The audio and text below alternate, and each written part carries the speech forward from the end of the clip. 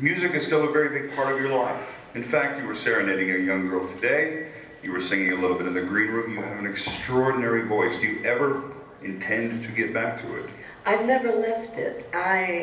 Whenever I'm not working, I have a one-woman show called Reflections, in which I actually become 12 legendary black women entertainers, stars, and Sarah Vaughan, Ella Fitzgerald, Lena Horne, Eartha Kitt, Pearl Bailey, Mahalia Jackson, just to name a few. And I had had this quirky voice, and I found this incredible voice master at some point. And he said I was looking for a coach to take me through some areas of music that I wanted to smooth out. And he said, I'm not a coach, I'm a voice builder. And I said, okay. And he was an Italian man named Giuseppe Balestrieri. And he was a little monster. He was 4 feet. If he was 4'8", he was gargantuanly tall.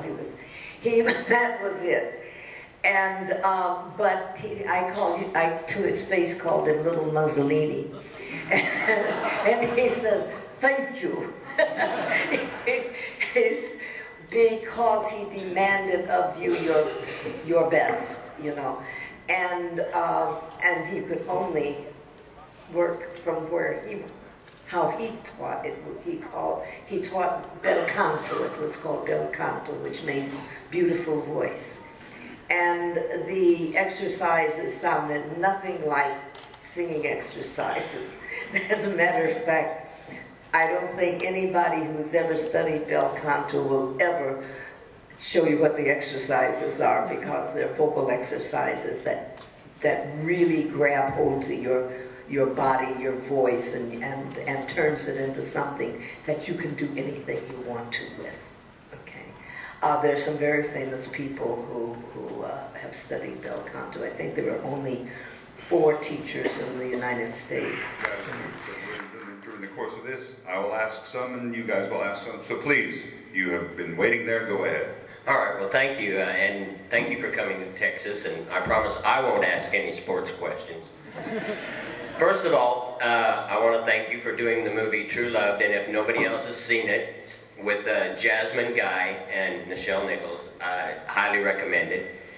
Also, thank you, I enjoyed doing that so much. Yeah, and she gets the last line, and it is hilarious. But, as he said, you do a lot for NASA, and I recently... I don't know if anybody else in here is a space geek, but I keep NASA on one channel, on one television, separate, in the living room, just so I can monitor it 24/7. I know that you were recently at Johnson Space Center and toured it, and you did a promo for them. Yes. Could you tell us some of the things that you enjoyed the most out of that tour? And also, because yesterday was the 25th anniversary of the Challenger disaster, and those of us here in Texas also saw the Columbia break up over our heads. Could you tell us where you were and what you were doing during those disasters? Well, when the Challenger disaster, I had a friend, there was a friend from out of town staying at my house, and I get up every morning and I walk, you know, I for exercise, and sometimes run. So I had walked an extra mile, and I was on my way back home, and he greeted me, Alan Johnson, at my front door, and he said, "Oh, Nichelle," and he grabbed me.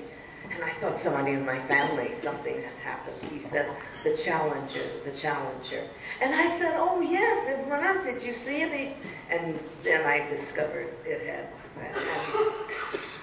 I react very strangely to good or bad news. I became very, very silent. I didn't cry for maybe a year, but my heart was broken. You know what I mean?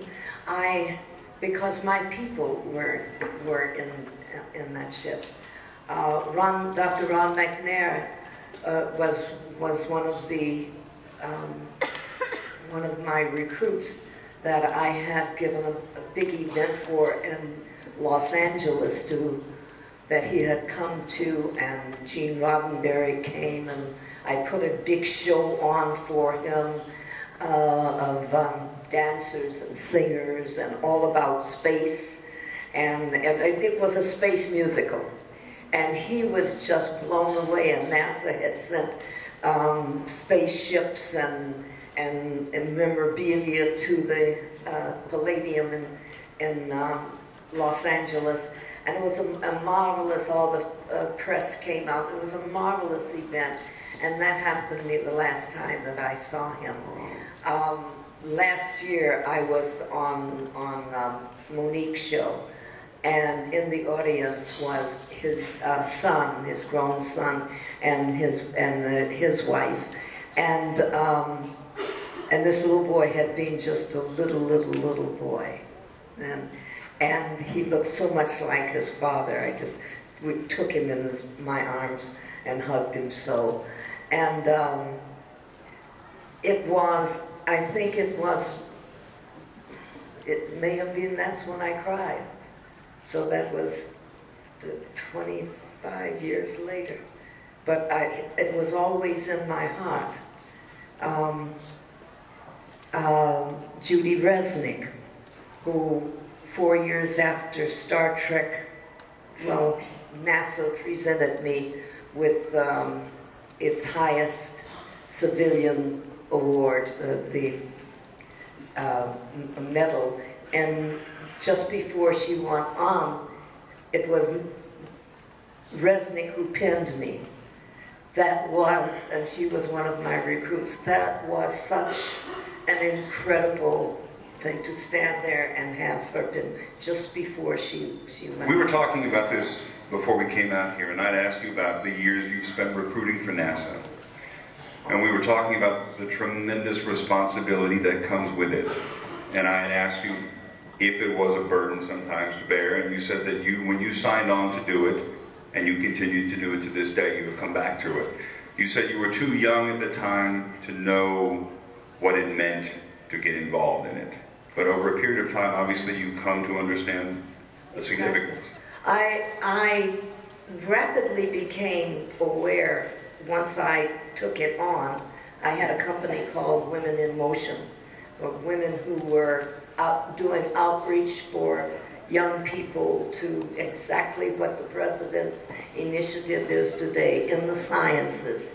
And it was literally STEM, science, technology, engineering, and math. And going into schools and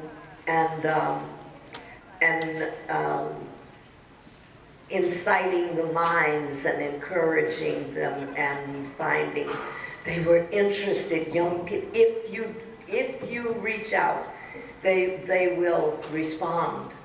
If you don't, and that's why it's so important that parents and friends and neighbors and whomever reach out to young people. You can do it. It's no such thing as girls can't do science. Science is fun, not hard. It's not a boyish thing. Now, as you were telling that story, a woman walked in here wearing your Mirror outfit. Where is she? So we're all reminded of that. There are 2 or 3 of them. Isn't that Where are you? I see them all the time.